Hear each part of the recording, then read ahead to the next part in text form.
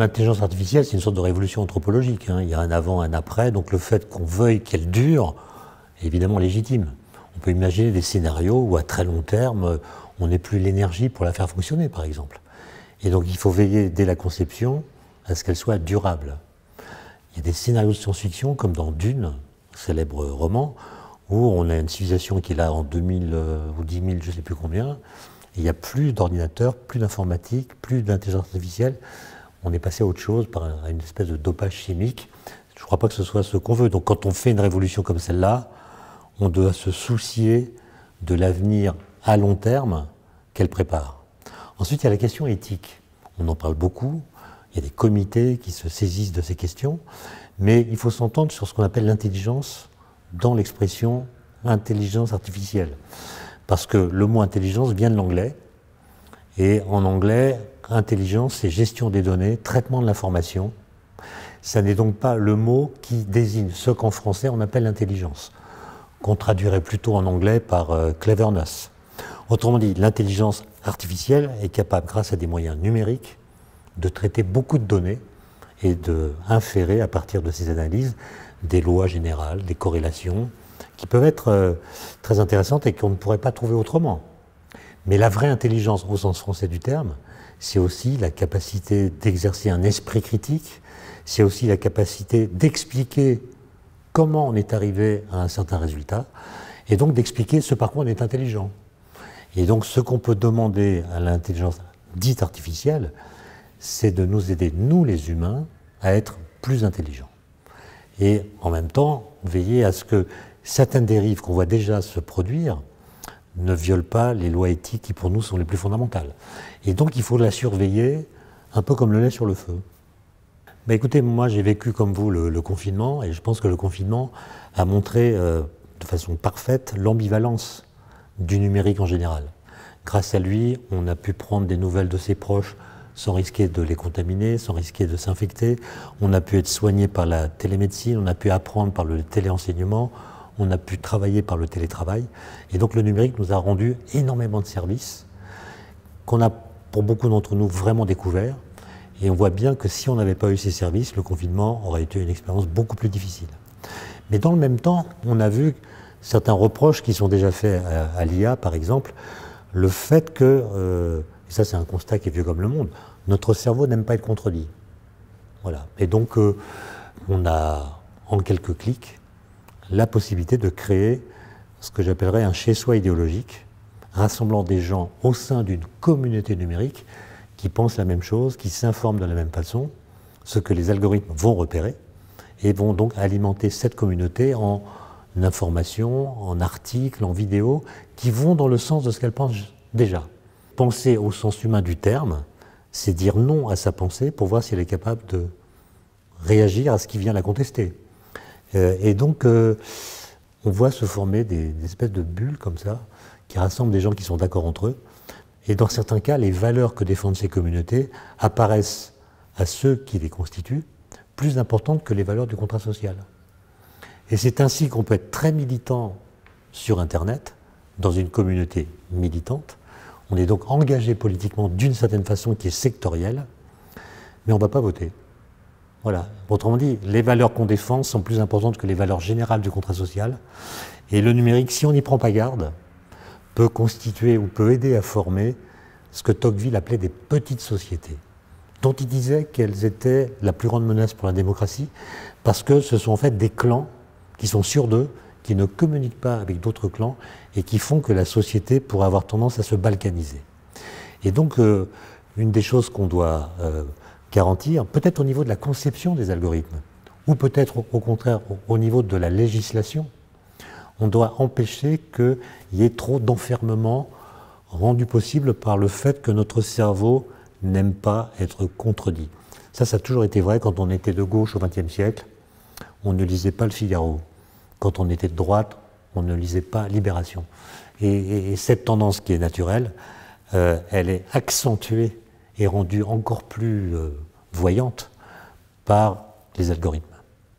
Alors pour que la technologie, notamment les technologies numériques, soit au service du bien commun, on peut penser à 3 pistes, au moins. La première, c'est au niveau du design, de la conception. On écrit des algorithmes en anticipant les usages maléfiques qui pourraient en être faits, et au niveau de la conception, on essaie de les empêcher. C'est évidemment très important, mais ce n'est pas suffisant. Pourquoi? Parce que un ingénieur, c'est en général quelqu'un qui sait ce qu'il fait. Mais il ne sait pas ce que va faire ce qu'il fait. Autrement dit, il ne peut pas prédire tous les usages qui seront faits par la société de la technologie qu'il a mis sur pied. Et donc, on ne peut pas trop lui demander. On ne peut pas lui demander de prévoir comment socialement une nouvelle technologie sera utilisée à long terme.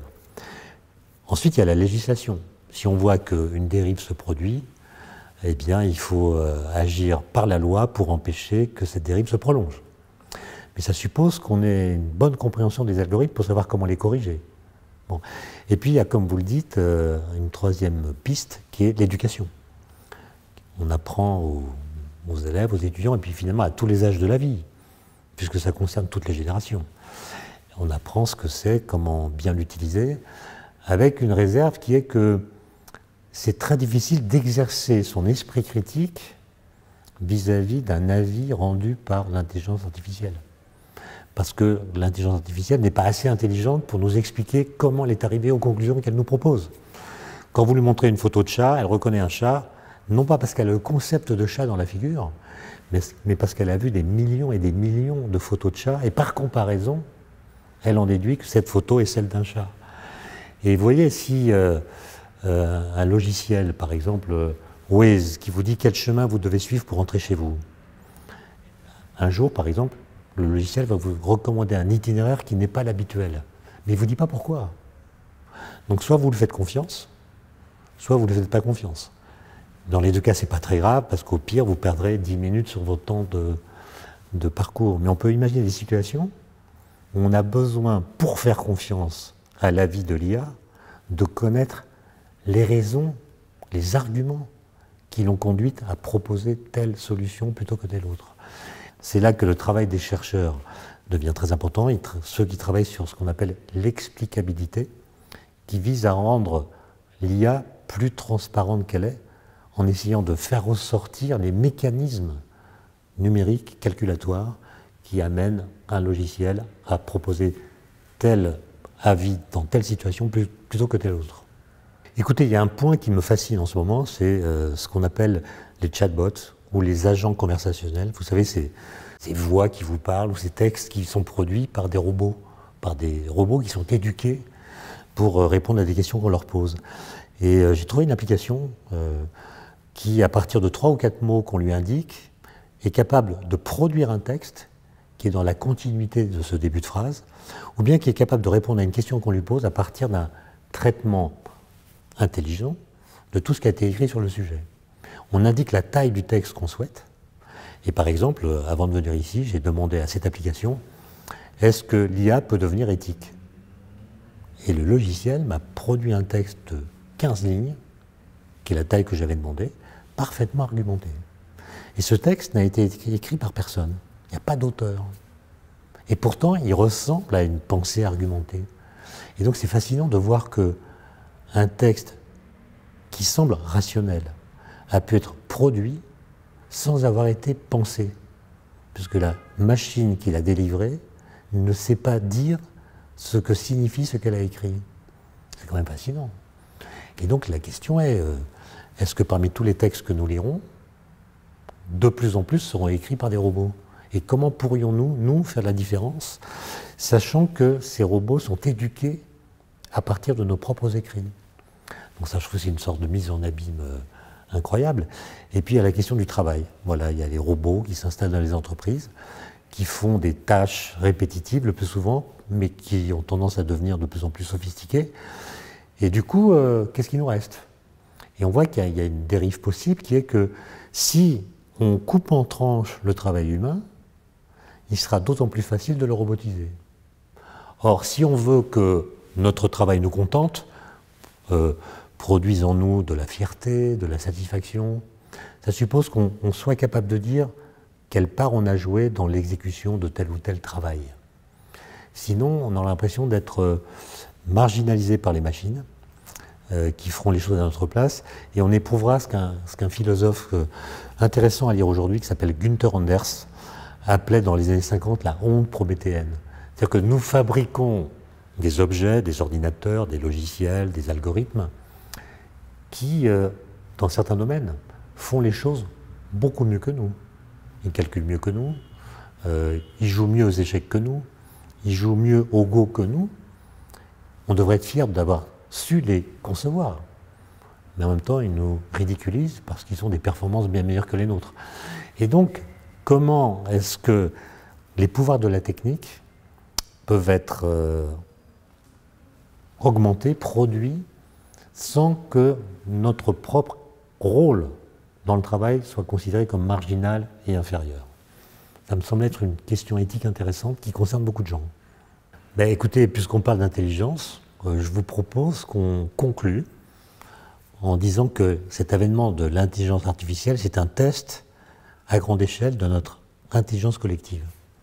Soit on arrive à bien comprendre ce phénomène et à bien le gérer, et l'IA va nous rendre plus intelligents humainement.